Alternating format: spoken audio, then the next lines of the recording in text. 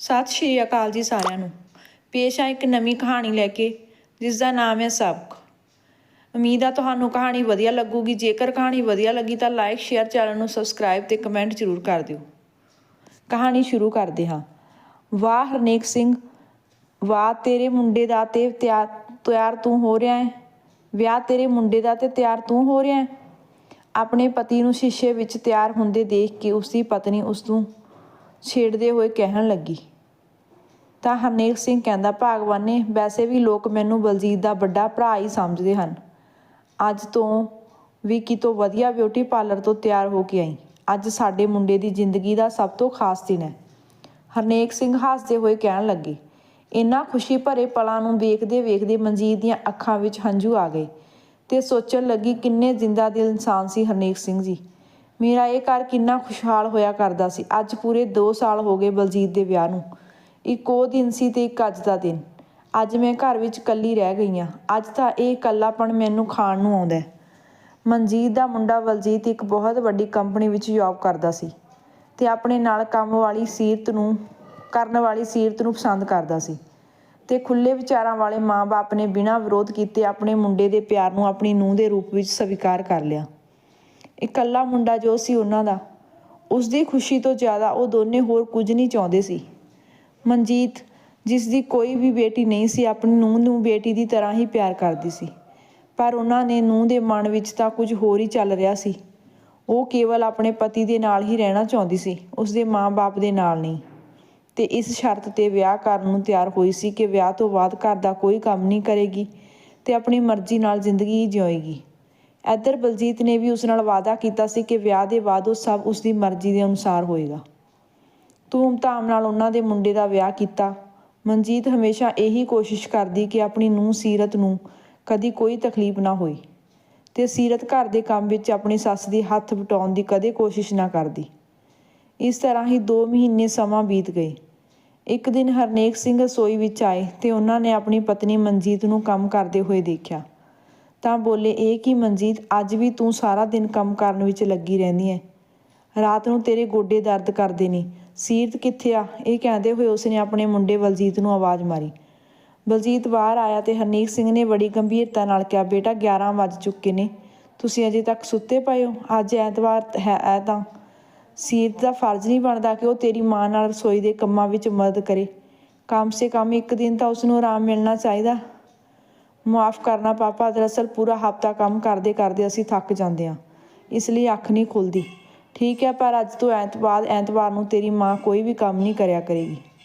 ਸੀਰਤ ਨੂੰ ਕਹਿ ਕੇ ਉਹ ਘਰ ਦੇ ਕੰਮ ਕਰੇ। ਇਹ ਸਾਰੀ ਦੀਆਂ ਗੱਲਾਂ ਸੀਰਤ ਦੇ ਆਪਣੇ ਕਮਰੇ ਦੇ ਦਰਵਾਜ਼ੇ 'ਤੇ ਖੜ੍ਹ ਕੇ ਸੁਣ ਲਈਆਂ ਸੀ। ਜਦੋਂ ਬਲਜੀਤ ਅੰਦਰ ਆਇਆ ਤਾਂ ਸੀਰਤ ਬਹੁਤ ਗੁੱਸੇ ਵਿੱਚ ਸੀ ਤੇ ਉਹ ਬਲਜੀਤ ਨੂੰ ਕਹਿਣ ਲੱਗੀ, ਮੈਂ ਵਿਆਹ ਤੋਂ ਪਹਿਲਾਂ ਹੀ ਤੁਹਾਨੂੰ ਸਾਫ਼-ਸਾਫ਼ ਸ਼ਬਦਾਂ ਵਿੱਚ ਕਿਹਾ ਸੀ ਕਿ ਮੈਂ ਆਪਣੀ ਜ਼ਿੰਦਗੀ ਆਪਣੀ ਮਰਜ਼ੀ ਨਾਲ ਜਿਊਂਗੀ। ਤੂੰ ਮੰਮੀ ਪਾਪਾ ਦੀਆਂ ਗੱਲਾਂ ਸੁਣ ਕੇ ਚੁੱਪ-ਚਾਪ ਕਿਉਂ ਖੜ੍ਹੇ ਰਹੇ? ਵਿਆਹ ਹੁੰਦੇ ਹੀ ਆਪਣੇ ਸਾਰੇ ਵਾਅਦੇ ਭੁੱਲ ਗਏ? ਨਹੀਂ ਸੀਰਤ, ਇਹੋ ਜਿਹੀ ਕੋਈ ਗੱਲ ਨਹੀਂ। ਅੱਜ ਪਾਪਾ ਬਹੁਤ ਗੁੱਸੇ ਵਿੱਚ ਸੀ, ਇਸ ਲਈ ਮੈਂ ਕੁਝ ਨਹੀਂ ਬੋਲ ਸਕਿਆ। ਅੱਛਾ, ਜਿਹੜੀ ਤੇਰੇ ਪਾਪਾ ਨੇ ਮੇਰੀ ਬੇਇੱਜ਼ਤੀ ਕੀਤੀ ਉਸਦਾ ਕੀ? ਹੁਣ ਮੈਂ ਇਸ ਘਰ ਵਿੱਚ ਬਿਲਕੁਲ ਨਹੀਂ ਰਹਾਂਗੀ। ਕਹਿੰਦੇ ਹੋਏ ਸੀਰਤ ਰੋਂਦੀ ਆਪਣਾ ਬੈਗ ਪੈਕ ਕਰਨਾ ਸ਼ੁਰੂ ਕਰ ਦਿੱਤਾ। ਫਿਰ ਬਲਜੀਤ ਬੋਲਿਆ, ਸੀਰਤ, ਇਹ ਤੂੰ ਕੀ ਕਹਿ ਰਹੀ ਹੈ? ਤੂੰ ਜਾਣਦੀ ਹੈ ਕਿ ਤੇਰੇ ਬਿਨਾਂ ਮੈਂ ਨਹੀਂ ਰਹਿ ਸਕਦਾ। ਪਰ ਬਲਜੀਤ, ਮੇਰਾ ਇਸ ਘਰ ਵਿੱਚ ਦਮ ਘੁੱਟਦਾ ਹੈ। ਮੈਂ ਇਸ ਘਰ ਵਿੱਚ ਕਦੇ ਨਹੀਂ ਰਹਾਂਗੀ। ਇਹ ਕਹਿੰਦੇ ਹੋਏ ਸੀਰਤ ਅਲੱਗ ਘਰ ਦੀ ਮੰਗ ਕਰ ਰਹੀ ਸੀ। ਬਲਜੀਤ ਨੇ ਸੀਰਤ ਦੀ ਗੱਲ ਮੰਨ ਲਈ ਤੇ ਅਲੱਗ ਘਰ ਵਿੱਚ ਰਹਿਣ ਲਈ ਤਿਆਰ ਹੋ ਗਿਆ। ਬਲਜੀਤ ਸੀਰਤ ਦੇ ਪਿਆਰ ਵਿੱਚ ਇਸ ਤਰ੍ਹਾਂ ਫਸ ਚੁੱਕਿਆ ਸੀ ਕਿ ਉਸਦੀ ਖਾਤਰ ਆਪਣੇ ਜਨਮ ਦੇਣ ਵਾਲੇ ਮਾਂ-ਬਾਪ ਨੂੰ ਵੀ ਛੱਡਣ ਨੂੰ ਤਿਆਰ ਹੋ ਗਿਆ ਸੀ। ਕੁਝ ਹੀ ਦਿਨਾਂ ਵਿੱਚ ਉਹਨਾਂ ਦੋਨਾਂ ਨੇ ਆਪਣਾ ਨਵਾਂ ਘਰ ਲੈ ਲਿਆ ਤੇ ਆਪਣੇ ਮੰਮੀ ਪਾਪਾ ਨੂੰ ਕਹਿ ਦਿੱਤਾ ਕਿ ਹੁਣ ਉਹ ਇਸ ਘਰ ਵਿੱਚ ਨਹੀਂ ਰਹਿਣਗੇ। ਇਹ ਸੁਣ ਬਲਜੀਤ ਦੇ ਮੰਮੀ ਪਾਪਾ ਨੂੰ ਬਹੁਤ ਵੱਡਾ ਝਟਕਾ ਲੱਗਿਆ। ਮਨਜੀਤ ਕੌਰ ਬਹੁਤ ਰੋਈ, ਉਹਨਾਂ ਦੇ ਅੱਗੇ ਹੱਥ ਜੋੜੇ ਤੇ ਮਿੰਨਤਾਂ ਕੀਤੀਆਂ ਕਿ ਤੁਸੀਂ ਇਸ ਘਰ ਨੂੰ ਛੱਡ ਕੇ ਨਾ ਜਾਓ। ਅੱਗੇ ਤੋਂ ਸੀਰਤ ਨੂੰ ਕੋਈ ਕੁਝ ਨਹੀਂ ਕਹੇਗਾ ਤੇ ਸਾਰੇ ਕੰਮ ਮੈਂ ਖੁਦ ਕਰ ਲਿਆ ਕਰੂੰਗੀ, ਪਰ ਤੁਸੀਂ ਇਸ ਘਰ ਨੂੰ ਛੱਡ ਕੇ ਨਾ ਜਾਓ। ਪਰ ਸੀਰਤ ਨੇ ਸਾਫ਼-ਸਾਫ਼ ਕਹਿ ਦਿੱਤਾ ਕਿ ਸਾਡੀ ਖੁਸ਼ੀ ਵਿੱਚ ਇਸ ਘਰ ਵਿੱਚ ਨਹੀਂ, ਅਸੀਂ ਅਲੱਗ ਰਹਾਂਗੇ ਤੇ ਅਸੀਂ ਆਪਣੀ ਜ਼ਿੰਦਗੀ ਨੂੰ ਆਪਣੇ ਤਰੀਕੇ ਨਾਲ ਜਿਉਣਾ ਚਾਹੁੰਦੇ ਹਾਂ। ਨੂੰਹ ਪੁੱਤ ਦੇ ਇਸ ਘਰ ਤੋਂ ਜਾਣ ਤੋਂ ਬਾਅਦ ਮਨਜੀਤ ਬਿਲਕੁਲ ਗੁੰਮ-ਸੁੰਮ ਜਿਹੀ ਹੋ ਗਈ, ਪਰ ਫਿਰ ਵੀ ਉਸਨੂੰ ਆਪਣੇ ਪਤੀ ਹਰਨੇਕ ਸਿੰਘ ਦਾ ਸਾਥ ਸੀ। ਫਿਰ ਹੌਲੀ-ਹੌਲੀ ਜਿਵੇਂ ਕਿਵੇਂ ਉਹਨਾਂ ਨੇ ਆਪਣੇ ਆਪ ਨੂੰ ਸੰਭਾਲ ਲਿਆ ਸੀ। ਪਰ ਕੁਝ ਸਮੇਂ ਬਾਅਦ ਹਰਨੇਕ ਸਿੰਘ ਨੂੰ ਹਾਰਟ ਅਟੈਕ ਆ ਗਿਆ ਤੇ ਉਹ ਇਸ ਦੁਨੀਆ ਨੂੰ ਛੱਡ ਕੇ ਚਲਾ ਗਿਆ। ਹੁਣ ਤਾਂ ਮਨਜੀਤ ਕੌਰ ਦੀ ਦੁਨੀਆ ਹੀ ਉੱਜੜ ਗਈ ਸੀ। ਨੂੰਹ ਤੇ ਮੁੰਡਾ ਕੇਵਲ ਰਸਮੀ ਰਿਵਾਜ ਪੂਰੇ ਕਰਨ ਲਈ ਹੀ ਆਏ ਤੇ ਉਸ ਤੋਂ ਬਾਅਦ ਆਪਣੇ ਘਰ ਵਾਪਸ ਚਲੇ ਗਏ। ਪਾਪਾ ਦੇ ਜਾਣ ਤੋਂ ਬਾਅਦ ਬਲਜੀਤ ਵਾਪਸ ਆਪਣੀ ਮਾਂ ਦੇ ਨਾਲ ਰਹਿਣਾ ਚਾਹੁੰਦਾ ਸੀ, ਪਰ ਉਸਦੀ ਪਤਨੀ ਸੀਰਤ ਇਸ ਗੱਲ ਲਈ ਬਿਲਕੁਲ ਵੀ ਰਾਜ਼ੀ ਨਹੀਂ ਸੀ। ਮਨਜੀਤ ਨੂੰ ਇਸ ਗੱਲ ਦਾ ਪਤਾ ਸੀ ਕਿ ਉਸਦਾ ਮੁੰਡਾ ਉਸਨੂੰ ਆਪਣੇ ਨਾਲ ਰੱਖਣਾ ਚਾਹੁੰਦਾ ਹੈ, ਪਰ ਉਸਨੂੰ ਪਤਾ ਸੀ ਕਿ ਸੀਰਤ ਇਸ ਗੱਲ ਲਈ ਕਦੇ ਵੀ ਰਾਜ਼ੀ ਨਹੀਂ ਹੋਵੇਗੀ। ਉਹ ਇੰਨਾ ਹੀ ਕਹਿ ਕੇ ਚਲਾ ਗਿਆ ਕਿ ਮਾਂ, ਮੈਂ ਹਰ ਮਹੀਨੇ ਤੈਨੂੰ ਪੈਸੇ ਭੇਜਦਾ ਰਹੂੰਗਾ। ਕਿਸੇ ਚੀਜ਼ ਦੀ ਜ਼ਰੂਰਤ ਹੋਵੇ ਤਾਂ ਮੈਨੂੰ ਦੱਸ ਦੇਈਂ। ਆਪਣੀ ਪਤਨੀ ਦੇ ਕਹਿਣ 'ਤੇ ਬਲਜੀਤ ਆਪਣੇ ਮਾਂ-ਬਾਪ ਤੋਂ ਅਲੱਗ ਹੋ ਗਿਆ, ਪਰ ਸੀਰਤ ਦੇ ਮਾਂ-ਪਿਓ ਆਪਣੀ ਧੀ ਜਵਾਈ ਦੇ ਘਰ ਵਿੱਚ ਹੀ ਰਹਿੰਦੇ ਸੀ। ਇਸ ਤਰ੍ਹਾਂ ਹੀ ਟਾਈਮ ਲੰਘਦਾ ਗਿਆ ਤੇ ਜਦੋਂ ਬਲਜੀਤ ਤੇ ਮੁੰਡਾ ਹੋਇਆ ਤਾਂ ਬਲਜੀਤ ਨੇ ਆਪਣੀ ਮਾਂ ਨੂੰ ਫੋਨ ਕਰਕੇ ਖੁਸ਼ਖਬਰੀ ਜ਼ਰੂਰ ਦੇ ਦਿੱਤੀ ਸੀ, ਜਿਸ ਨੂੰ ਸੁਣ ਕੇ ਮਨਜੀਤ ਆਪਣੇ ਆਪ ਨੂੰ ਰੋਕ ਨਾ ਸਕੀ ਤੇ ਉਸੇ ਟਾਈਮ ਹੀ ਉਹਨਾਂ ਦੇ ਕੋਲ ਆਪਣੇ ਪੋਤਰੇ ਨੂੰ ਮਿਲਣ ਹਸਪਤਾਲ ਚਲੀ ਗਈ। ਜਾ ਕੇ ਦੇਖਿਆ ਤਾਂ ਉੱਥੇ ਸੀਰਤ ਦੀ ਮਾਂ ਪਹਿਲਾਂ ਹੀ ਮੁੰਡੇ ਨੂੰ ਗੋਦ ਵਿੱਚ ਲੈ ਕੇ ਬੈਠੀ ਸੀ। ਪਹਿਲਾਂ ਤਾਂ ਉਸਨੂੰ ਦੇਖ ਕੇ ਮਨਜੀਤ ਕੌਰ ਦੇ ਦਿਲ ਨੂੰ ਬਹੁਤ ਠੇਸ ਲੱਗੀ, ਪਰ ਫਿਰ ਉਸਨੇ ਸੋਚਿਆ, ਚਲੋ ਕਮ ਸੇ ਕਮ ਇਸ ਖੁਸ਼ੀ ਦੇ ਮੌਕੇ 'ਤੇ ਮੈਨੂੰ ਯਾਦ ਤਾਂ ਕੀਤਾ। ਮਾਂ ਤੂੰ ਆ ਗਈ? ਬਲਜੀਤ ਨੇ ਪੁੱਛਦੇ ਹੋਏ ਕਿਹਾ ਤਾਂ ਮਨਜੀਤ ਦੇ ਚਿਹਰੇ 'ਤੇ ਖੁਸ਼ੀ ਆ ਗਈ ਤੇ ਉਹ ਕਹਿਣ ਲੱਗੀ, ਹੋਰ ਨਾ ਆਉਂਦੀ ਮੈਂ ਆਪਣੇ ਪੋਤਰੇ ਨੂੰ ਦੇਖਣ। ਆਖਰ ਹੈ ਤਾਂ ਮੇਰੇ ਪੁੱਤ ਦਾ ਹੀ ਵੰਸ਼। ਪੁੱਤ ਮੂਲ ਨਾਲੋਂ ਵਿਆਜ ਪਿਆਰਾ ਹੁੰਦਾ, ਇਸ ਦਾ ਮੈਂ ਬਹੁਤ ਖਿਆਲ ਰੱਖਾਂਗੀ। ਇਹ ਕਹਿੰਦੇ ਹੋਏ ਮਨਜੀਤ ਆਪਣੇ ਪੋਤਰੇ ਨੂੰ ਗੋਦ ਵਿੱਚ ਲੈਣ ਲਈ ਜਿਵੇਂ ਹੀ ਅੱਗੇ ਹੱਥ ਵਧਾਇਆ ਤਾਂ ਸੀਰਤ ਦੀ ਮਾਂ ਨੇ ਕਿਹਾ, ਹੁਣ ਇਹ ਸੌਂ ਗਿਆ ਹੈ, ਮੈਂ ਇਸ ਨੂੰ ਝੂਲੇ ਵਿੱਚ ਪਾ ਦਿੰਦੀ ਹਾਂ, ਜਦੋਂ ਉੱਠੇਗਾ ਤੇ ਫਿਰ ਤੁਸੀਂ ਚੁੱਕ ਲਿਓ। ਇਹ ਸੁਣਦੇ ਹੋਏ ਮਨਜੀਤ ਦੇ ਚਿਹਰੇ ਦੀ ਮੁਸਕਰਾਹਟ ਫਿੱਕੀ ਪੈ ਗਈ, ਪਰ ਕਾਫੀ ਦੇਰ ਤੱਕ ਉਹ ਝੂਲੇ ਵਿੱਚ ਸੁੱਤੇ ਹੋਏ ਆਪਣੇ ਪੋਤਰੇ ਨੂੰ ਵੇਖਦੀ ਰਹੀ। ਸੁੱਤਾ ਹੋਇਆ ਉਹ ਕਿੰਨਾ ਪਿਆਰਾ ਲੱਗ ਰਿਹਾ ਸੀ। ਇੰਨਾ ਜ਼ਿਆਦਾ ਵੀ ਨਾ ਦੇਖੋ, ਨਜ਼ਰ ਲੱਗ ਜਾਏਗੀ ਭੈਣ ਜੀ, ਸੀਰਤ ਦੀ ਮਾਂ ਨੇ ਕਿਹਾ। ਮਾਂ ਮੈਂ ਤੈਨੂੰ ਘਰ ਛੱਡ ਆਉਂਦਾ। ਨਹੀਂ, ਮੈਂ ਹੁਣ ਘਰ ਨਹੀਂ ਜਾਵਾਂਗੀ, ਮੈਂ ਆਪਣੇ ਪੋਤਰੇ ਦਾ ਖਿਆਲ ਰੱਖਾਂਗੀ। ਤਾਂ ਸੀਰਤ ਬੋਲੀ, ਮੇਰੇ ਬੱਚੇ ਦਾ ਖਿਆਲ ਰੱਖਣ ਲਈ ਮੇਰੀ ਮਾਂ ਇੱਥੇ ਹੈਗੀ, ਇਸ ਲਈ ਇੱਥੇ ਜ਼ਿਆਦਾ ਭੀੜ ਕਰਨ ਦਾ ਕੋਈ ਫਾਇਦਾ ਨਹੀਂ। ਇਹ ਗੱਲ ਸੁਣਦੇ ਹੀ ਮਨਜੀਤ ਦੀਆਂ ਅੱਖਾਂ ਵਿੱਚ ਹੰਝੂ ਆ ਗਏ ਤੇ ਜਲਦੀ ਨਾਲ ਉੱਠ ਕੇ ਹਸਪਤਾਲ 'ਚੋਂ ਬਾਹਰ ਚਲੀ ਗਈ। ਘਰ ਪਹੁੰਚ ਕੇ ਉਹ ਕਾਫੀ ਦੇਰ ਤੱਕ ਰੋਂਦੀ ਰਹੀ, ਪਰ ਉਸਦਾ ਆਪਣੇ ਪੋਤਰੇ ਨੂੰ ਮਿਲਣ ਦਾ ਬਹੁਤ ਦਿਲ ਕਰਦਾ ਸੀ, ਇਸ ਲਈ ਆਪਣੇ ਮੁੰਡੇ ਦੀ ਪੁਰਾਣੀ ਐਲਬਮ ਚੁੱਕ ਕੇ ਬੈਠ ਗਈ ਤੇ ਉਸ ਵਿੱਚ ਬਲਜੀਤ ਨੂੰ ਦੇਖ ਕੇ ਸੋਚਣ ਲੱਗੀ ਕਿ ਮੇਰਾ ਪੋਤਾ ਵੀ ਇਹੋ ਜਿਹਾ ਹੀ ਦਿਖਦਾ ਹੈ। ਹੁਣ ਬਲਜੀਤ ਦਾ ਮੁੰਡਾ 1 ਸਾਲ ਦਾ ਹੋ ਚੁੱਕਿਆ ਸੀ। ਪਿਤਾ ਦੀ ਮੌਤ ਤੋਂ ਬਾਅਦ ਬਲਜੀਤ ਕਦੀ-ਕਦੀ ਆਪਣੀ ਮਾਂ ਨੂੰ ਮਿਲਣ ਆ ਜਾਂਦਾ ਸੀ, ਪਰ ਆਪਣੇ ਮੁੰਡੇ ਦੇ ਜਨਮ ਤੋਂ ਬਾਅਦ ਉਸਨੇ ਆਪਣੇ ਘਰ ਆਉਣਾ ਛੱਡ ਦਿੱਤਾ ਤੇ ਮਨਜੀਤ ਆਪਣੇ ਪੁੱਤ ਨੂੰ ਮਿਲਣ ਦੀ ਵੀ ਤਰਸਦੀ ਰਹਿੰਦੀ। ਇੱਕ ਦਿਨ ਉਸਦਾ ਦਿਲ ਕੀਤਾ ਕਿ ਉਹ ਆਪਣੇ ਮੁੰਡੇ ਬਲਜੀਤ ਨੂੰ ਕਹੇ ਕਿ ਤੂੰ ਮੈਨੂੰ ਮਿਲ ਕੇ ਜਾ, ਪਰ ਫਿਰ ਉਸਨੂੰ ਆਪਣੀ ਨੂੰਹ ਦੀਆਂ ਕਹੀਆਂ ਹੋਈਆਂ ਗੱਲਾਂ ਯਾਦ ਆ ਗਈਆਂ। ਇੱਕ ਵਾਰ ਉਸਨੇ ਆਪਣੇ ਮੁੰਡੇ ਨਾਲ ਗੱਲ ਕਰਨ ਲਈ ਫੋਨ ਲਗਾਇਆ ਤਾਂ ਉਸਦੀ ਨੂੰਹ ਸੀਰਤ ਫੋਨ ਚੁੱਕਦੇ ਹੀ ਬੋਲੀ, ਮੰਮੀ ਤੁਸੀਂ ਸਾਨੂੰ ਵਾਰ-ਵਾਰ ਫੋਨ ਕਰਕੇ ਡਿਸਟਰਬ ਕਿਉਂ ਕਰਦੇ ਰਹਿੰਦੇ ਹੋ? ਹਰ ਮਹੀਨੇ ਪੈਸੇ ਤਾਂ ਤੁਹਾਨੂੰ ਮਿਲ ਜਾਂਦੇ ਆ, ਬਲਜੀਤ ਤੁਹਾਨੂੰ ਭੇਜਦਾ ਤਾਂ ਹੈ, ਫਿਰ ਵੀ ਤੁਸੀਂ ਫੋਨ ਕਰਕੇ ਕਿਉਂ ਪਰੇਸ਼ਾਨ ਕਰਦੇ ਰਹਿੰਦੇ ਹੋ? ਇਹ ਕਹਿ ਕੇ ਉਸਨੇ ਫੋਨ ਕੱਟ ਦਿੱਤਾ। ਉਸ ਤੋਂ ਬਾਅਦ ਮਨਜੀਤ ਦੀ ਹਿੰਮਤ ਨਹੀਂ ਹੋਈ ਕਿ ਉਹ ਆਪਣੇ ਮੁੰਡੇ ਨੂੰ ਫੋਨ ਕਰਕੇ ਕੁਝ ਵੀ ਕਹੇ। ਪਤੀ ਦੀ ਮੌਤ ਤੋਂ ਬਾਅਦ ਮਨਜੀਤ ਨੇ ਆਪਣੇ ਘਰ ਦੀ ਪਹਿਲੀ ਮੰਜ਼ਿਲ ਨੂੰ ਕਿਰਾਏ 'ਤੇ ਦੇ ਦਿੱਤਾ ਤੇ ਉਸਦੀ ਕਿਰਾਏਦਾਰ ਅੰਸ਼ੂ ਮਨਜੀਤ ਜੀ ਦੇ ਨਾਲ ਕਾਫੀ ਘੁਲ ਮਿਲ ਗਈ ਸੀ। ਅੰਸ਼ੂ ਮਨਜੀਤ ਕੌਰ ਦੀ ਉਦਾਸੀ ਦਾ ਕਾਰਨ ਭਲੀ ਭਾਂਤ ਜਾਣਦੀ ਸੀ, ਇਸ ਲਈ ਸਵੇਰੇ ਦਾ ਕੰਮ ਨਿਪਟਾਉਣ ਤੋਂ ਬਾਅਦ ਥੋੜ੍ਹੀ ਦੇਰ ਲਈ ਮਨਜੀਤ ਕੌਰ ਨੂੰ ਮਿਲਣ ਜ਼ਰੂਰ ਆਉਂਦੀ ਸੀ। ਅੰਦਰ ਆਉਂਦੇ ਹੀ ਅੰਸ਼ੂ ਦਾ ਮੁੰਡਾ ਭੱਜ ਕੇ ਮਨਜੀਤ ਕੌਰ ਦੇ ਕੋਲ ਆਉਂਦਾ ਤੇ ਮਨਜੀਤ ਉਸਨੂੰ ਬੜੇ ਪਿਆਰ ਨਾਲ ਚੁੱਕ ਲੈਂਦੀ। ਆਪਣੀ ਅੱਖਾਂ ਵਿੱਚੋਂ ਹੰਝੂ ਪੁੰਝਣ ਲੱਗ ਜਾਂਦੀ। ਅੰਸ਼ੂ ਦੇਖ ਕੇ ਕਹਿੰਦੀ ਹੈ ਕਿ ਆਂਟੀ ਤੁਸੀਂ ਫਿਰ ਉਦਾਸ ਹੋ ਗਏ, ਇਹ ਤਾਂ ਨਹੀਂ ਚੱਲੇਗਾ। ਮੰਨਿਆ ਕਿ ਕੁਝ ਰਿਸ਼ਤੇ ਸਾਡੀ ਜ਼ਿੰਦਗੀ ਵਿੱਚ ਬਹੁਤ ਖਾਸ ਹੁੰਦੇ ਆ, ਪਰ ਇਸ ਦਾ ਮਤਲਬ ਇਹ ਨਹੀਂ ਕਿ ਅਸੀਂ ਪੁਰਾਣੀਆਂ ਗੱਲਾਂ ਨੂੰ ਯਾਦ ਕਰਕੇ ਜਿਉਣਾ ਛੱਡ ਦੇਈਏ। ਮੈਂ ਜਾਣਦੀ ਹਾਂ ਬੇਟਾ, ਆਂਟੀ ਤੁਸੀਂ ਵਿਹਲੇ ਬੈਠੇ-ਬੈਠੇ ਦਿਮਾਗ ਵਿੱਚ ਜ਼ਿਆਦਾ ਹੀ ਸੋਚਣ ਲੱਗ ਜਾਂਦੇ ਹੋ। ਆਂਟੀ ਮੇਰੀ ਗੱਲ ਮੰਨੋ ਤੇ ਤੁਸੀਂ ਆਪਣੇ ਆਪ ਨੂੰ ਬਿਜ਼ੀ ਰੱਖਣਾ ਸ਼ੁਰੂ ਕਰ ਦਿਓ। ਤੁਸੀਂ ਉਹ ਕੰਮ ਕਰੋ ਜਿਹੜਾ ਤੁਹਾਨੂੰ ਚੰਗਾ ਲੱਗਦਾ। ਅੰਸ਼ੂ ਦੀ ਇਹ ਗੱਲ ਸੁਣਦੇ ਮਨਜੀਤ ਕੁਝ ਸੋਚ ਵਿੱਚ ਪੈ ਗਈ ਤਾਂ ਅੰਸ਼ੂ ਬੋਲੀ, ਆਂਟੀ ਇੱਕ ਗੱਲ ਦੱਸੋ ਕਿ ਇੱਥੇ ਆਸ-ਪਾਸ ਕੋਈ ਡੀ ਕੇਅਰ ਹੈ ਜਿੱਥੇ ਮੈਂ ਆਪਣੇ ਮੋਨੂ ਨੂੰ ਆਪਣੀ ਨੌਕਰੀ ਦੌਰਾਨ ਛੱਡ ਕੇ ਜਾ ਸਕਾਂ? ਦਰਅਸਲ ਮੈਂ ਸੋਚ ਰਹੀ ਸੀ ਕਿ ਫਿਰ ਤੋਂ ਨੌਕਰੀ ਜੁਆਇਨ ਕਰ ਲਵਾਂ, ਪਰ ਮੋਨੂ ਨੂੰ ਛੱਡ ਕੇ ਤਾਂ ਨਹੀਂ ਜਾ ਸਕਦੀ। ਇਸ 'ਤੇ ਮਨਜੀਤ ਬੋਲੀ, ਬੇਟਾ ਇਸ ਦੀ ਟੈਨਸ਼ਨ ਦੀ ਕਿਹੜੀ ਗੱਲ ਹੈ, ਤੂੰ ਮੋਨੂ ਨੂੰ ਮੇਰੇ ਕੋਲ ਛੱਡ ਦਿਆ ਕਰ, ਮੇਰਾ ਵੀ ਦਿਲ ਲੱਗਿਆ ਰਹੇਗਾ। ਵੈਸੇ ਵੀ ਮੈਨੂੰ ਛੋਟੇ ਬੱਚਿਆਂ ਨਾਲ ਰਹਿਣਾ ਬਹੁਤ ਪਸੰਦ ਹੈ। ਇਹ ਕਹਿੰਦੇ ਹੋਏ ਉਸਨੇ ਆਪਣੇ ਪੋਤੇ ਦੀ ਯਾਦ ਆ ਗਈ ਤੇ ਅੱਖਾਂ ਵਿੱਚ ਫਿਰ ਹੰਝੂ ਆ ਗਏ। ਫਿਰ ਅੰਸ਼ੂ ਬੋਲੀ, ਆਂਟੀ ਜੀ ਇਹ ਗੱਲ ਹੈ ਤਾਂ ਤੁਸੀਂ ਘਰ ਵਿੱਚ ਹੀ ਡੀ ਕੇਅਰ ਕਿਉਂ ਨਹੀਂ ਖੋਲ੍ਹ ਲੈਂਦੇ? ਤੁਹਾਡਾ ਵੀ ਦਿਲ ਲੱਗਿਆ ਰਹੇਗਾ ਤੇ ਫਜ਼ੂਲ ਦੀਆਂ ਗੱਲਾਂ ਵਿੱਚ ਵੀ ਦਿਮਾਗ ਵਿੱਚ ਨਹੀਂ ਆਉਣਗੀਆਂ। ਅੰਸ਼ੂ ਦੀ ਗੱਲ ਸੁਣਦੇ ਹੀ ਮਨਜੀਤ ਦੇ ਚਿਹਰੇ 'ਤੇ ਇੱਕ ਮੁਸਕਰਾਹਟ ਆ ਗਈ ਤੇ ਬੋਲੀ, ਇਹ ਤਾਂ ਮੈਂ ਕਦੀ ਸੋਚਿਆ ਨਹੀਂ ਸੀ। ਪਰ ਕੀ ਆਂਟੀ, ਅੰਸ਼ੂ ਨੇ ਪੁੱਛਿਆ ਤਾਂ ਮਨਜੀਤ ਬੋਲੀ, ਬੇਟਾ ਇਸ ਉਮਰ ਵਿੱਚ ਕੋਈ ਕੰਮ ਸ਼ੁਰੂ ਕਰਨਾ ਆਸਾਨ ਨਹੀਂ ਹੁੰਦਾ। ਆਂਟੀ, ਉਮਰ ਵਿੱਚ ਇੱਕ ਗਿਣਤੀ ਤੋਂ ਜ਼ਿਆਦਾ ਕੁਝ ਨਹੀਂ, ਬਸ ਜਿਉਣ ਦਾ ਜਜ਼ਬਾ ਹੋਣਾ ਚਾਹੀਦਾ। ਆਪਣੇ ਆਪ ਨੂੰ ਸਮਝਾਉਣ ਛੱਡ ਦਿਓ ਤੇ ਬਾਕੀ ਬਹੁਤ ਜ਼ਿੰਦਗੀ ਬਾਕੀ ਹੈ। ਬਲਕਿ ਮੈਂ ਤਾਂ ਕਹਿੰਦੀ ਹਾਂ ਕਿ ਇੱਕ ਨਵੇਂ ਸਾਲ ਦੀ ਸ਼ੁਰੂਆਤ ਹੋ ਜਾਣੀ ਚਾਹੀਦੀ ਹੈ ਤੇ ਨਵੇਂ ਸਾਲ ਦੇ ਨਾਲ ਆਪਣੀ ਜ਼ਿੰਦਗੀ ਵਿੱਚ ਕੁਝ ਨਵਾਂਪਣ ਵੀ ਲਿਆਉਣਾ ਚਾਹੀਦਾ ਹੈ।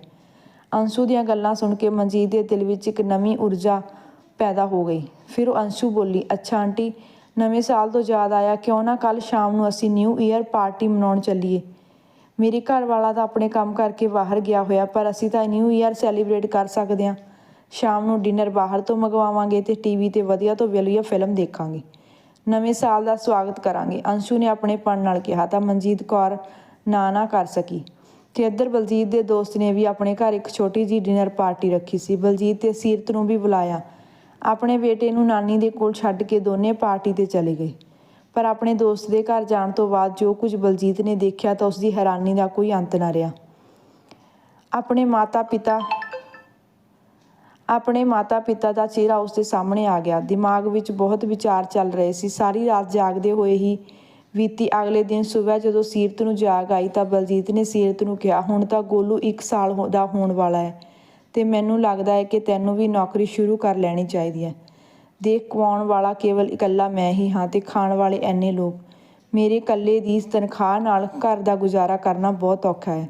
ਤਾਂ ਸੀਰਤ ਬੋਲੀ, ਬਲਜੀਤ, ਜੇ ਖਰਚ ਜ਼ਿਆਦਾ ਹੋ ਗਿਆ ਤਾਂ ਆਪਣੀ ਮਾਂ ਨੂੰ ਪੈਸੇ ਭੇਜਣੇ ਬੰਦ ਕਰ ਦੇ। ਵੈਸੇ ਵੀ ਹਰ ਮਹੀਨੇ ਤੂੰ ਇੰਨੇ ਪੈਸੇ ਭੇਜਦਾ ਕਿ ਕਿਤੇ ਥੋੜ੍ਹੇ ਨਾ ਹੋ ਜਾਣ। 1-2 ਮਹੀਨੇ ਵੀ ਨਹੀਂ ਭੇਜਾਂਗੇ ਤਾਂ ਗੁਜ਼ਾਰਾ ਆਰਾਮ ਨਾਲ ਹੋ ਸਕਦਾ ਹੈ। ਇਹ ਗੱਲ ਸੁਣਦੇ ਬਲਜੀਤ ਨੇ ਕਿਹਾ ਕਿ ਇਹ ਗੱਲ ਤੂੰ ਬਹੁਤ ਵਧੀਆ ਕੀਤੀ। ਤੇਰਾ ਖਰਚਾ ਵੀ ਮੈਂ ਚੁੱਕਾਂ ਤੇ ਤੇਰੇ ਮਾਂ-ਬਾਪ ਨੂੰ ਵੀ ਮੈਂ ਪਾਲਾਂ ਤੇ ਆਪਣੇ ਮਾਂ ਨੂੰ ਜੇ ਥੋੜ੍ਹੇ ਪੈਸੇ ਭੇਜਦਾ ਉਹ ਪੈਸੇ ਵੀ ਭੇਜਣੇ ਬੰਦ ਕਰਦਾ। ਇੰਨੀ ਗੱਲ ਸੁਣਦੇ ਹੀ ਸੀਰਤ ਨੂੰ ਜਿਵੇਂ ਅੱਗ ਲੱਗ ਗਈ ਤੇ ਉਹ ਬੋਲੀ, ਕਹਿਣਾ ਕੀ ਚਾਹੁੰਦੇ ਹੋ ਤੁਸੀਂ? ਮੇਰੇ ਮੰਮੀ ਪਾਪਾ ਤੇਰੇ ਉੱਤੇ ਬੋਝ ਆ? ਮੈਂ ਇਹ ਨਹੀਂ ਕਹਿ ਰਿਹਾ ਸੀਰਤ, ਪਰ ਇਹਨਾਂ ਤਾਂ ਉਹਨਾਂ ਨੂੰ ਸੋਚਣਾ ਚਾਹੀਦਾ ਕਿ ਉਹ ਆਪਣੀ ਕੁੜੀ ਦੇ ਘਰ ਕਦੋਂ ਤੱਕ ਰਹਿਣਗੇ। ਆਖਿਰ ਸਾਡੀ ਵੀ ਆਪਣੀ ਕੋਈ ਜ਼ਿੰਦਗੀ ਹੈ। ਬਲਜੀਤ ਦੀਆਂ ਇਹ ਗੱਲਾਂ ਬਲਜੀਤ ਦੇ ਸਹੁਰੇ ਦੇ ਕੰਨਾਂ ਵਿੱਚ ਪੈ ਰਹੀਆਂ ਸੀ ਤੇ ਬਾਪ ਦੇ ਬਾਰੇ ਇੰਨਾ ਸੁਣਦੇ ਹੀ ਸੀਰਤ ਨੂੰ ਬਹੁਤ ਗੁੱਸਾ ਆ ਗਿਆ ਤੇ ਬੋਲੀ, ਬਲਜੀਤ, ਜੇ ਤੂੰ ਚਾਹੁੰਦਾ ਹੈ ਮੈਂ ਤਾਂ ਨੌਕਰੀ ਕਰਨਾ ਸ਼ੁਰੂ ਕਰ ਦਿੰਦੀ ਹਾਂ, ਪਰ ਮੇਰੇ ਮੰਮੀ ਪਾਪਾ ਇੱਥੋਂ ਕਿਤੇ ਨਹੀਂ ਜਾਣਗੇ। ਆਖਿਰ ਉਹਨਾਂ ਦੇ ਮੇਰੇ ਇਲਾਵਾ ਹੈ ਹੀ ਕੌਣ?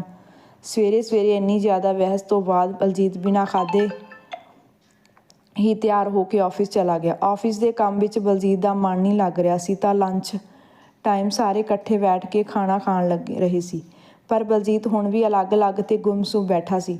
ਉਸਦੀ ਇਹ ਹਾਲਤ ਦੇਖ ਕੇ ਉਸਦੇ ਦੋਸਤ ਵਰੁਣ ਉਸਦੇ ਕੋਲ ਆਇਆ ਤੇ ਬੋਲਿਆ, ਬਲਜੀਤ, ਤੂੰ ਖਾਣਾ ਨਹੀਂ ਲਿਆਇਆ? ਤਾਂ ਬਲਜੀਤ ਬੋਲਿਆ, ਵਰੁਣ, ਮੈਂ ਤੇਰੇ ਨਾਲ ਕੁਝ ਜ਼ਰੂਰੀ ਗੱਲ ਕਰਨੀ ਹੈ।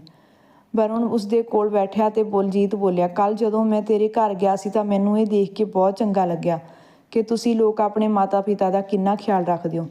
ਤੇਰੇ ਮਨ ਵਿੱਚ ਆਪਣੇ ਮਾਂ-ਬਾਪ ਲਈ ਕਿੰਨੀ ਇੱਜ਼ਤ ਹੈ ਤੇ ਇੰਨੇ ਮਹਿਮਾਨ ਹੋਣ ਦੇ ਬਾਵਜੂਦ ਵੀ ਭਾਬੀ ਤੇਰੇ ਮੰਮੀ ਪਾਪਾ ਨੂੰ ਦਵਾਈਆਂ ਦੇਣ ਦਾ ਪੂਰਾ ਧਿਆਨ ਰੱਖ ਰਹੀ ਸੀ। ਤੇ ਬਾਕੀ ਇੱਥੇ ਤਾਂ ਲੋਕ ਆਪਣੇ ਮਾਂ-ਬਾਪ ਨੂੰ ਨਵੇਂ ਸਾਲ ਦੀ ਵਧਾਈ ਦੇਣਾ ਹੀ ਭੁੱਲ ਜਾਂਦੇ ਹਨ ਤੇ ਤੂੰ ਆਪਣੇ ਘਰ ਵਿੱਚ ਆਪਣੀ ਮਾਤਾ ਪਿਤਾ ਤੇ ਰਿਸ਼ਤੇਦਾਰ ਦੋਸਤਾਂ ਦੇ ਨਾਲ ਨਿਊ ਈਅਰ ਸੈਲੀਬ੍ਰੇਟ ਕਰ ਰਿਹਾ ਸੀ। ਸੱਚ ਕਹਾਂ ਤਾਂ ਜਦੋਂ ਦਾ ਮੈਂ ਤੇਰੇ ਘਰੋਂ ਵਾਪਸ ਆਇਆ ਮੈਨੂੰ ਖੁਦ 'ਤੇ ਸ਼ਰਮ ਆ ਰਹੀ ਹੈ। ਆਪਣੀ ਪਤਨੀ ਦੀ ਅਲੱਗ ਰਹਿਣ ਦੀ ਜਿੱਦ ਦੇ ਕਾਰਨ ਮੈਂ ਆਪਣੇ ਮਾਂ-ਬਾਪ ਨੂੰ ਛੱਡ ਬੈਠਾ।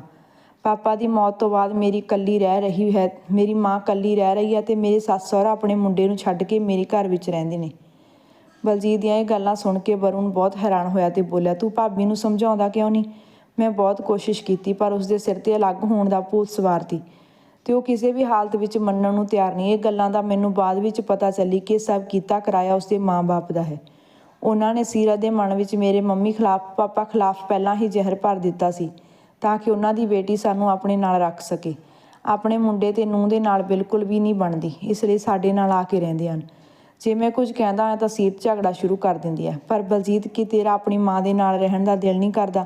ਹਾਂ ਯਾਰ, ਬਹੁਤ ਦਿਲ ਕਰਦਾ ਹੈ, ਪਰ ਫਿਰ ਇਹ ਸੋਚਦਾ ਕਿ ਜੇ ਮਾਂ ਨੂੰ ਆਪਣੇ ਘਰ ਵਿੱਚ ਲੈ ਆਇਆ ਤਾਂ ਲੋਕ ਉਸ ਨੂੰ ਨੌਕਰਾਨੀ ਬਣਾ ਕੇ ਰੱਖ ਦੇਣਗੇ।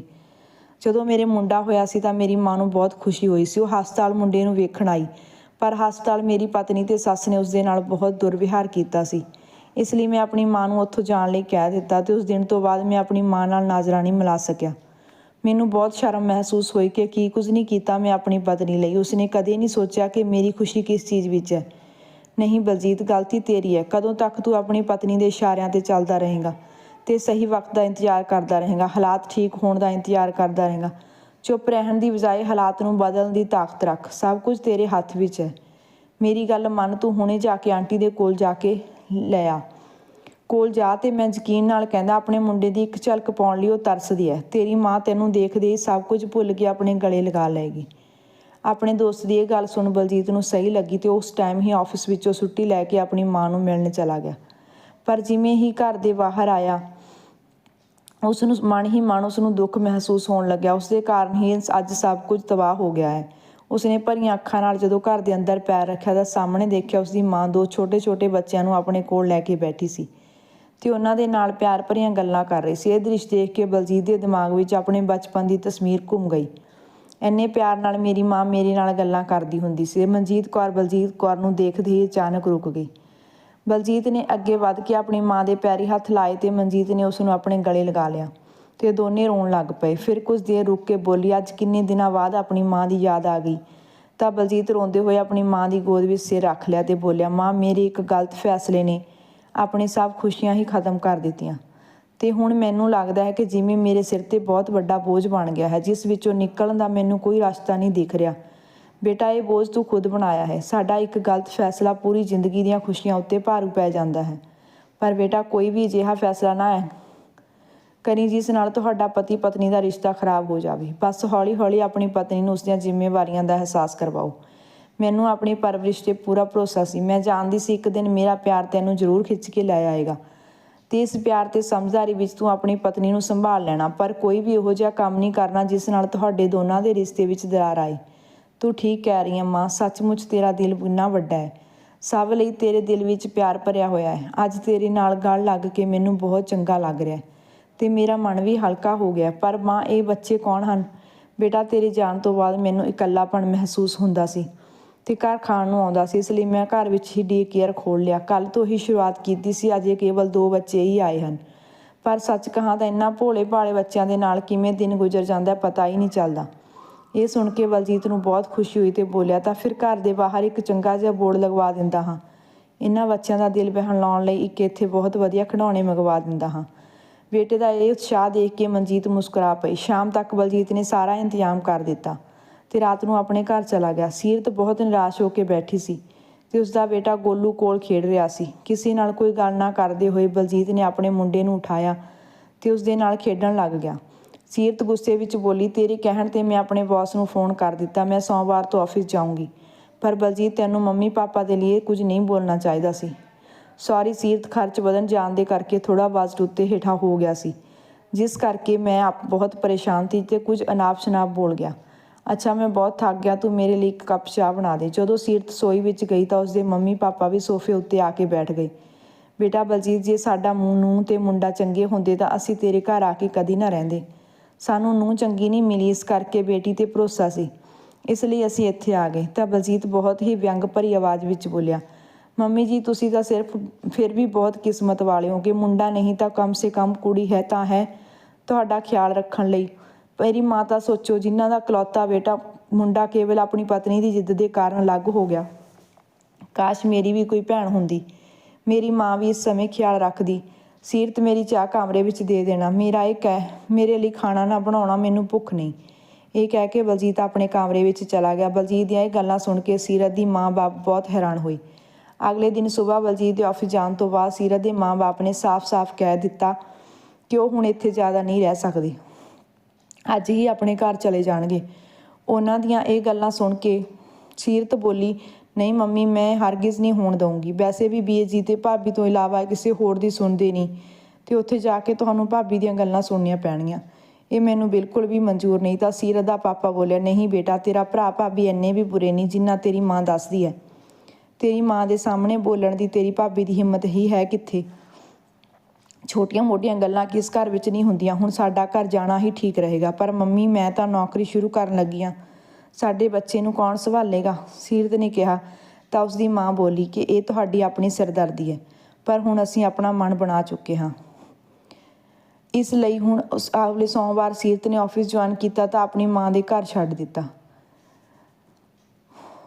ਉਸਦੀ ਮਾਂ ਦਾ ਘਰ ਉਸਦੇ ਘਰ ਤੋਂ ਕਾਫੀ ਦੂਰ ਪੈਂਦਾ ਸੀ, ਇਸ ਲਈ ਰੋਜ਼-ਰੋਜ਼ ਮੁੰਡੇ ਨੂੰ ਲੈ ਕੇ ਜਾਣਾ ਤੇ ਛੱਡ ਕੇ ਆਉਣਾ ਸੰਭਵ ਨਹੀਂ ਸੀ। ਆਪਣੇ ਮੁੰਡੇ ਤੋਂ ਬਿਨਾਂ ਸੀਰਤ ਨੇ ਬੜੀ ਮੁਸ਼ਕਿਲ ਨਾਲ 5 ਦਿਨ ਕੱਢੇ ਤੇ ਸ਼ੁੱਕਰਵਾਰ ਸ਼ਾਮ ਨੂੰ ਬਲਜੀਤ ਨੂੰ ਬੋਲੀ, ਗੋਲੂ ਤੋਂ ਬਿਨਾਂ ਆਪਣਾ ਘਰ ਸੁੰਨਾ ਹੋ ਗਿਆ ਹੈ। ਮੇਰੀ 2 ਦਿਨ ਦੀ ਛੁੱਟੀ ਹੈ ਤਾਂ ਗੋਲੂ ਨੂੰ ਘਰ ਲੈ ਆਉਂਦੀ ਹਾਂ। ਤਾਂ ਬਲਜੀਤ ਮੁਸਕਰਾਉਂਦੇ ਹੋਏ ਬੜੀ ਸਹਿਜਤਾ ਨਾਲ ਬੋਲਿਆ, ਵੈਸੇ ਵੀ ਵੱਡਾ ਹੋ ਕੇ ਉਸਨੇ ਆਪਣੀ ਅਲੱਗ ਹੀ ਜ਼ਿੰਦਗੀ ਬਤੀਤ ਕਰਨੀ ਆ, ਫਿਰ ਆਪਣੇ ਦਿਲ ਨੂੰ ਹੁਣ ਤੋਂ ਹੀ ਮਜ਼ਬੂਤ ਕਰ ਲੈ, ਨਹੀਂ ਤਾਂ ਮੇਰੀ ਮਾਂ ਦੀ ਤਰ੍ਹਾਂ ਰੋਣਾ ਹੀ ਪਏਗਾ। ਬਲਜੀਤ ਦੀ ਇਸ ਗੱਲ ਨੂੰ ਸੀਰਤ ਨੂੰ ਅੰਦਰ ਤੱਕ ਝੰਜੋੜ ਕੇ ਰੱਖ ਦਿੱਤਾ। ਉਹ ਇੱਕ ਗਹਿਰੀ ਸੋਚ ਵਿੱਚ ਡੁੱਬ ਗਈ। ਸ਼ਾਮ ਨੂੰ ਜਾ ਕੇ ਉਹ ਦੋਨੇ ਆਪਣੇ ਬੇਟੇ ਨੂੰ ਆਪਣੇ ਪਾਸ ਲੈ ਆਏ ਤੇ 2 ਦਿਨ ਕਿਵੇਂ ਨਿਕਲ ਗਏ ਉਹਨਾਂ ਨੂੰ ਪਤਾ ਹੀ ਨਾ ਚੱਲਿਆ। ਅਗਲੇ ਦਿਨ ਸੋਮਵਾਰ ਸੀ ਤੇ ਸੀਰਤ ਵਾਪਸ ਆਪਣੇ ਮੁੰਡੇ ਨੂੰ ਅਲੱਗ ਹੋਣ ਦੇਣਾ ਨਹੀਂ ਚਾਹੁੰਦੀ ਸੀ, ਇਸ ਲਈ ਉਹ ਕੁਝ ਸੋਚ ਵਿੱਚ ਪੈ ਗਈ। ਫਿਰ ਬਲਜੀਤ ਨੂੰ ਬੋਲੀ, ਸੁਣੋ, ਤੁਹਾਡੀ ਮਾਂ ਗੋਲੂ ਨੂੰ ਸੰਭਾਲੇਗੀ। ਇਹ ਸੁਣ ਕੇ ਬਲਜੀਤ ਨੇ ਹੈਰਾਨੀ ਨਾਲ ਸੀਰਤ ਨੂੰ ਦੇਖਣ ਲੱਗਿਆ ਤੇ ਬੋਲਿਆ, ਕੀ ਤੂੰ ਹੁਣ ਇਹ ਕਹਿ ਰਹੇ ਅਸੀਂ ਗੋਲੀ ਨੂੰ ਉਸਦੀ ਦਾਦੀ ਦੇ ਕੋਲ ਛੱਡ ਆਈਏ ਤਾਂ ਮਾਂ ਜੀ ਨੂੰ ਕੋਈ ਪਰੇਸ਼ਾਨੀ ਤਾਂ ਨਹੀਂ ਹੋਏਗੀ? ਤਾਂ ਬਲਜੀਤ ਮੁਸਕਰਾਉਂਦੇ ਹੋਏ ਕਹਿਣ ਲੱਗਾ, ਪਰੇਸ਼ਾਨੀ ਕਿਉਂ ਹੋਏਗੀ? ਉਹਨਾਂ ਨੇ ਤਾਂ ਘਰ ਵਿੱਚ ਬੱਚਿਆਂ ਲਈ ਡੀ ਕੇਅਰ ਖੋਲ੍ਹਿਆ ਹੈ। ਅੱਛਾ, ਉਹਨਾਂ ਦਾ ਘਰ ਤਾਂ ਕੋਲ ਹੀ ਹੈ। ਅਸੀਂ ਰੋਜ਼ ਸ਼ਾਮ ਨੂੰ ਆਪਣੇ ਬੇਟੇ ਨੂੰ ਵਾਪਸ ਲੈ ਆਇਆ ਕਰਾਂਗੇ, ਫਿਰ ਅਸੀਂ ਜ਼ਿਆਦਾ ਦਿਨ ਉਸ ਤੋਂ ਦੂਰ ਨਹੀਂ ਰਵਾਂਗੇ। ਸੀਰਤ ਦੇ ਕਹਿਣ 'ਤੇ ਬਲਜੀਤ ਨੇ ਆਪਣੀ ਮਾਂ ਨੂੰ ਫੋਨ ਕਰ ਦਿੱਤਾ ਤੇ ਮਨਜੀਤ ਖੁਸ਼ੀ ਨਾਲ ਝੂਮ ਉੱਠੀ ਤੇ ਬੋਲੀ, ਇਹ ਕੋਈ ਪੁੱਛਣ ਵਾਲੀ ਗੱਲ ਹੈ? ਇਸ ਗੱਲ ਦੀ ਤਾਂ ਮੈਨੂੰ ਬਹੁਤ ਖੁਸ਼ੀ ਹੈ। ਉਸ ਰਾਤ ਸੀਰਤ ਤੇ ਬਲਜੀਤ ਦੋਨਾਂ ਨੂੰ ਸਕੂਨ ਭਰੀ ਨੀਂਦ ਆਈ ਤਾਂ ਮਨਜੀਤ ਤਾਂ ਖੁਸ਼ੀ ਦੇ ਮਾਰੇ ਸੌਂ ਹੀ ਨਾ ਪਾਈ। ਅਗਲੇ ਦਿਨ ਗੱਡੀ ਦਾ ਹਾਰਨ ਵੱਜਿਆ ਤਾਂ ਮਨਜੀਤ ਦੌੜਦੀ ਹੋਈ ਗੇਟ 'ਤੇ ਆਈ। ਲੋ ਮਾਂ ਜੀ, ਸੰਭਾਲੋ ਆਪਣੇ ਪੋਤੇ ਨੂੰ, ਗੋਲੂ ਨੂੰ ਫੜਾਉਂਦੇ ਹੋਏ ਬਲਜੀਤ ਬੋਲਿਆ ਤੇ ਆਪਣੇ ਆਫਿਸ ਚਲਾ ਗਿਆ। ਇੱਧਰ ਸੀਰਤ ਨੂੰ ਵੀ ਰਾਹਤ ਮਹਿਸੂਸ ਹੋਈ। ਕੁਝ ਹੀ ਦਿਨਾਂ ਵਿੱਚ ਗੋਲੂ ਆਪਣੀ ਦਾਦੀ ਨਾਲ ਘੁਲ ਮਿਲ ਗਿਆ ਤੇ ਆਪਣੀ ਦਾਦੀ ਦੇ ਕੋਲ ਰਹਿੰਦਾ ਹੋਇਆ ਵੀ ਦਾਦੀ ਦੇ ਕੋਲ ਜਾਣ ਦੀ ਜਿੱਦ ਕਰਨ ਲੱਗਾ। ਸੀਰਤ ਇਹ ਦੇਖ ਕੇ ਹੈਰਾਨ ਸੀ ਕਿ ਦਾਦੀ ਦੇ ਕੋਲ ਰਹਿੰਦੇ ਹੋਏ ਉਹ ਚੰਗੀਆਂ ਗੱਲਾਂ ਸਿੱਖਣੀਆਂ ਸ਼ੁਰੂ ਕਰ ਦਿੱਤੀਆਂ, ਜਿਵੇਂ ਵੱਡਿਆਂ ਦੇ ਪੈਰੀ ਹੱਥ ਲਾਉਣਾ ਤੇ ਖਾਣ ਤੋਂ ਲੈ ਕੇ ਪਾਠ ਕਰਨਾ। ਫਿਰ ਇੱਕ ਦਿਨ ਬਲਜੀਤ ਨੇ ਸੀਰਤ ਨੂੰ ਕਿਹਾ ਉਸਨੇ ਆਪਣੇ ਆਫਿਸ ਦੇ ਕੰਮ ਲਈ ਕੁਝ ਦਿਨਾਂ ਲਈ ਦੂਸਰੇ ਸ਼ਹਿਰ ਜਾਣਾ ਹੈ। ਤਾਂ ਸੀਰਤ ਦੇ ਸਾਹਮਣੇ ਸਮੱਸਿਆ ਖੜੀ ਹੋ ਗਈ। ਉਹ ਗੋਲੂ ਨੂੰ ਦਾਦੀ ਦੇ ਕੋਲ ਕਿਵੇਂ ਛੱਡੇਗੀ, ਕਿਉਂਕਿ ਉਹ ਡਰਾਈਵਿੰਗ ਵੀ ਨਹੀਂ ਜਾਣਦੀ ਸੀ ਤੇ ਇੰਨੇ ਦਿਨਾਂ ਦੀ ਛੁੱਟੀ ਮਿਲਣਾ ਬਹੁਤ ਮੁਸ਼ਕਿਲ ਸੀ। ਫਿਰ ਬਲਜੀਤ ਬੋਲਿਆ ਕਿ ਤੂੰ 1 ਹਫ਼ਤੇ ਲਈ ਮੰਮੀ ਦੇ ਕੋਲ ਚਲੀ ਜਾ।